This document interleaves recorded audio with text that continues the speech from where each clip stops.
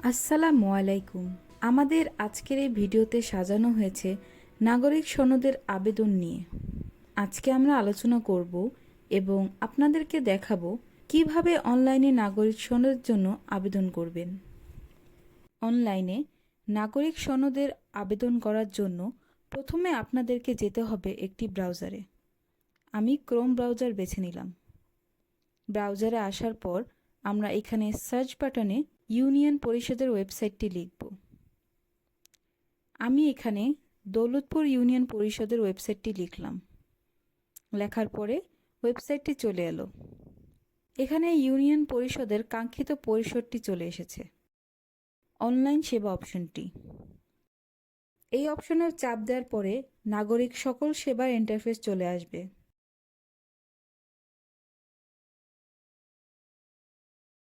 যেহেতু আমরা নাগরিক সনদ সেবা আবেদন করতে চাচ্ছি, সেহেতু আমাদেরকে চাপ দিতে হবে নাগরিক সনদ আবেদন এই অপশনটিতে।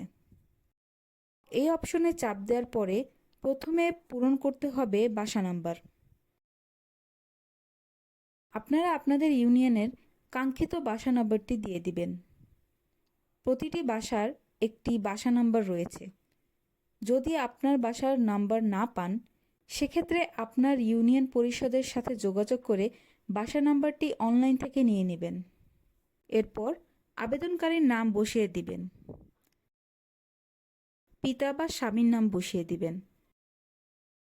এরপর আছে মাতার নাম বসিয়ে দিবেন।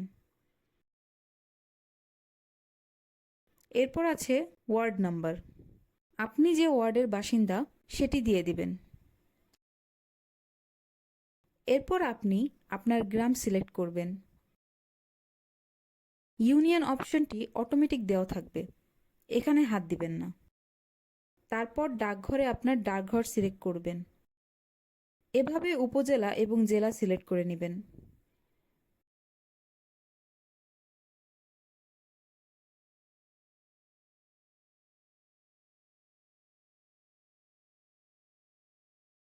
মোবাইল নাম্বারের ক্ষেত্রে আপনার স্মার্টফোনে যে নাম্বারটি ব্যবহার করেন সেই নাম্বারটি দেওয়ার চেষ্টা করবেন। এর ফলে আপনি ঘরে বসেই নাগরিক সনদের পিডিএফ ফাইলটা লিঙ্ক আকারে আপনার ফোনে পেয়ে যাবেন। এখানে আমি ডেমো ফোন নাম্বার ব্যবহার করলাম।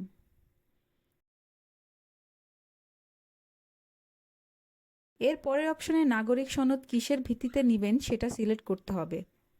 এখানে জাতীয় পরিচয়পত্র ছাড়াও আরও অনেক অপশন রয়েছে। এগুলোর মধ্যে একটিকে আপনি সিলেক্ট করতে পারেন। এখানে আমি জাতীয় পরিচয়পত্র সিলেক্ট করলাম।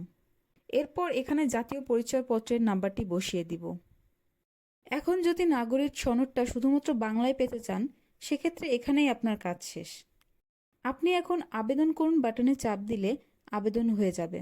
যদি আপনি ইংলিশেও সনদটি চান, সেক্ষেত্রে অ্যাড ডিটেলস ইন ইংলিশ এই অপশনে চাপ দিতে পারেন। এই অপশনে চাপ দিলে আরও একটি ফর্ম ইংলিশে ওপেন হয়ে যাবে। আপনারা আপনাদের সকল তথ্য এখানে ইংলিশে পূরণ করবেন।